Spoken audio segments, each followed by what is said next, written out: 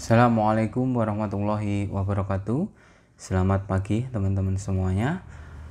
Di minggu ini kita akan melanjutkan materi yang terakhir kita diskusikan, di mana di minggu yang lalu, minggu sebelumnya, saya minta teman-teman untuk melakukan resume atas materi yang saya berikan, gitu ya. Nah, di minggu ini kita akan membahas salah satu bab atau salah satu subbab dari yang teman-teman resume kemarin, yaitu adalah alur berpikir sistemik. Apa itu alur berpikir sistemik? Jadi alur berpikir sistemik ini adalah salah satu ciri berpikir ilmiah. Jadi berpikir sistematis atau berpikir sistemik itu salah satu kondisi berpikir yang ada di dalam dalam kerangka berpikir ilmiah gitu. Seperti yang kita sepakati bersama bahwasanya kebenaran yang bisa diterima itu adalah kebenaran yang bersifat ilmiah, kan begitu. Setidaknya di dalam perkuliahan kita ini, dalam konteks perkuliahan kita ini, kita membicarakan bahwasanya kebenaran yang bisa diterima itu adalah kebenaran yang bersifat ilmiah, di mana untuk mendapatkan kebenaran ilmiah itu kita harus menggunakan kerangka berpikir ilmiah. Nah, salah satu cara kerangka berpikir ilmiah yaitu adalah berpikir sistematis atau berpikir sistemik, gitu ya. Hubungannya ada di situ, teman-teman. Kemudian, alur berpikir sistemik ini terdiri dari dua komponen utama, yaitu adalah analisis dan sintesis. Teman-teman bisa lihat di dalam slide, di mana analisis ini berkaitan mengenai teknik atau perangkat berpikir untuk memahami elemen-elemen atau komponen-komponen dari suatu masalah. Jadi maksudnya gini, suatu masalah itu bukan sesuatu yang tunggal gitu. Kalau misalkan kita menggunakan kerangka berpikir sistemik ya, bahwasanya kerangka berpikir sistemik ini memahami sebuah masalah itu bukan sesuatu yang tunggal gitu, tapi masalah tersebut terdiri dari beberapa komponen-komponen. Nah, untuk memahami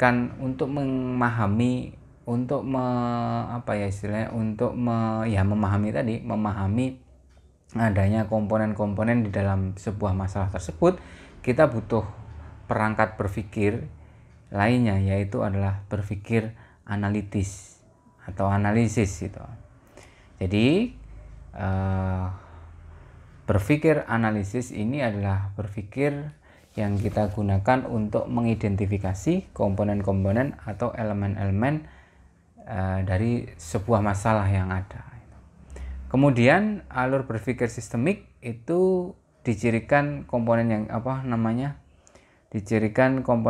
yang kedua adalah sintesis. Sintesis ini adalah teknik atau perangkat berpikir untuk memahami bagaimana setiap elemen-elemen atau komponen dari suatu masalah berkaitan satu sama lain. Jadi kalau tadi kan dalam analisis itu kan kita mencoba mengidentifikasi elemen-elemen atau komponen-komponen dari sebuah masalah. Nah, kemudian kita beranjak ke perangkat berpikir selanjutnya, yaitu adalah sintesis. Sintesis ini akan mengkaitkan komponen-komponen yang ada itu disintesiskan. Bagaimana keterkaitan antara komponen-komponen yang ada itu, yang sudah diidentifikasi itu, kemudian menjadi penyebab dari sebuah masalah itu. Jadi makanya alur berpikir sistemik itu terdiri dari dua komponen perangkat utama itu, yaitu adalah analisis dan sintesis.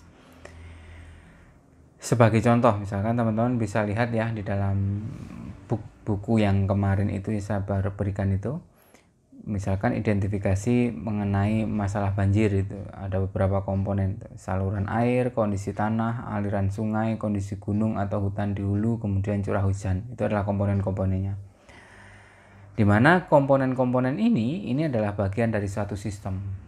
Nah, kalau kita menggunakan kerangka berpikir sistemik itu adalah komponen-komponen 1 sampai 5 itu, saluran air sampai dengan curah hujan itu adalah bagian dari sistem, di mana itu kita harus menggunakan komponen sintesis, berpikir sintesis, perangkat sintesis tadi untuk mengkaitkan antar komponen, saluran air dengan kondisi tanah, kemudian kondisi tanah dengan aliran sungai dengan kondisi gunung atau hutan di hulu, kemudian curah hujan yang terjadi, itu dikaitkan sehingga nanti kita akan mendapatkan pemahaman dari sebuah masalah itu secara gamblang dan benar.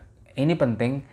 Mengapa penting? Karena solusi yang akan kita rumuskan itu jikalau diawali dari pemahaman masalah yang benar, itu akan mendapatkan solusi yang tepat juga. Kira-kira seperti itu yang diyakini oleh beberapa orang yang menganut berpikir secara sistemik gitu. Langkah berpikir sistemik yaitu ada dua. Yang pertama adalah temukan atau identifikasi elemen dari sebuah permasalahan. Kemudian yang kedua adalah menemukan tema atau pola. Nah, temukan atau identifikasi elemen dari sebuah permasalahan tadi itu adalah ranahnya perangkat berpikir analisis. Kemudian menemukan tema atau pola itu adalah ranahnya berpikir sintesis. Nah, mungkin ada beberapa pertanyaan dari teman-teman. Lalu bagaimana Pak caranya menemukan elemen-elemen tersebut? Bagaimana caranya mengidentifikasi elemen-elemen tersebut? Nah, di sini saya juga menyampaikan.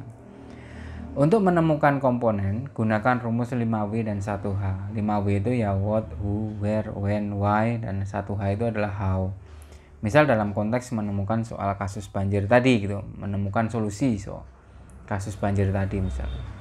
Kita bisa mengajukan pertanyaan-pertanyaan seperti yang tertulis di dalam slide ini, di mana pertanyaan-pertanyaan yang tertulis di dalam slide ini itu mewakili 5W dan 1H. Jadi apa masalahnya, siapa yang terlanda banjir, di mana terjadinya banjir, kapan terjadinya banjir, mengapa banjir bisa terjadi, bagaimana banjir itu terjadi gitu. Nah, ini pertanyaan-pertanyaan ini nanti kita coba jawab secara hati-hati, kemudian nanti kita akan mendapatkan beberapa komponen-komponen. Taruh contoh misalkan, apa masalah utamanya gitu, banjir setiap musim hujan datang. Kemudian siapa yang terlanda banjir, penduduk yang dekat dengan bantaran sungai. Di mana terjadi banjir dekat bantaran sungai? Kapan terjadinya banjir saat musim penghujan datang? Mengapa banjir bisa terjadi? Luapan air sungai. Bagaimana banjir tersebut terjadi? Air sungai meluap, kemudian air yang meluap tersebut tidak bisa diserap secara cepat. Nah, dari 5W dan 1H itu kemudian kita bisa identifikasi lebih lanjut untuk menemukan elemen dari masalah yang ada. Di sini kita bisa menemukan polanya gitu. Maksudnya kita bisa mengidentifikasi terlebih dahulu. Kita identifikasi terlebih dahulu dari jawaban-jawaban pertanyaan 5W 1H tersebut untuk mendapatkan komponen. Komponen yang pertama adalah hujan. Kenapa? Karena hujan setiap musim hujan datang pasti banjir terjadi kan gitu kan, dari pertanyaan-pertanyaan tadi. Kemudian adalah kedalaman sungai bisa. Karena banjir tersebut berasal dari sungai gitu. Makanya kedalaman sungai bisa menjadi komponen penting gitu. Karena seandainya sungai itu dalam, dia bisa menampung debit air yang jumlahnya besar. Tapi kalau sungai itu terlalu dangkal, nah itu makanya dia tidak bisa menampung debit air yang terlalu besar, tidak bisa ditampung di dalam sungai tersebut karena sungai tersebut dangkal. Kemudian aliran sungai itu. Jadi karena kita tahu bahwa banjir ini muncul dari hujan, kemudian sungai-sungai yang meluap gitu. Jadi aliran sungai yang besar akhirnya bisa menimbulkan banjir gitu. Kemudian resapan air.